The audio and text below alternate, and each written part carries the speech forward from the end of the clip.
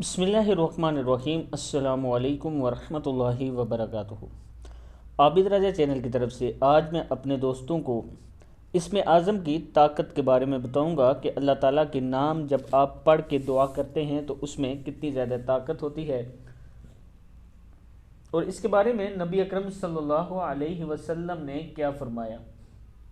اس سے پہلے میں اپنے تمام دوستوں سے گزارش کروں گا کہ میرے اس چینل عابد راجہ کو آپ سبسکرائب کریں، لائک کمنٹ اور شیئر ضرور کیا کریں، بیل آئیکن پہ کلک کریں تاکہ آپ کو ہر ویڈیو کا نوٹیفیکیشن پہنچ سکے۔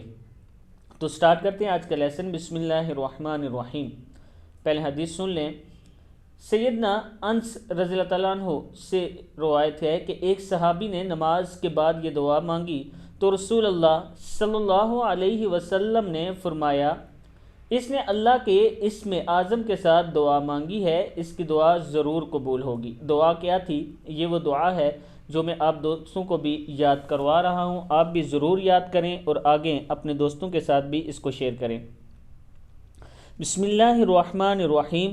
اللہم انی اسألک بأن لک الحمد لا الہ الا انت الحنان المنان بدیع السماوات والارض یا ذا الجلال والاکرام یا حی یا قیوم اسألک۔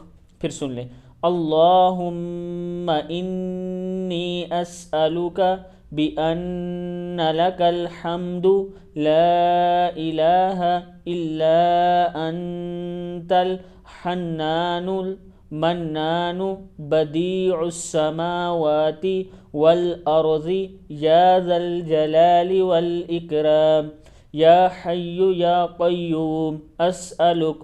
اے اللہ، میں ہر چیز تجھ سے مانگتا ہوں کیونکہ تیری ہی سب تعریف ہے، تیرے علاوہ کوئی معبود نہیں، تو مہربان ہے، احسان کرنے والا، آسمانوں اور زمین کا بنانے والا، اے عزت و جلال والے، اے زندہ اور قائم رہنے والے، میں تجھ سے ہی سوال کرتا ہوں۔ ترمذی اور نسائی دونوں میں موجود ہے یہ حدیث۔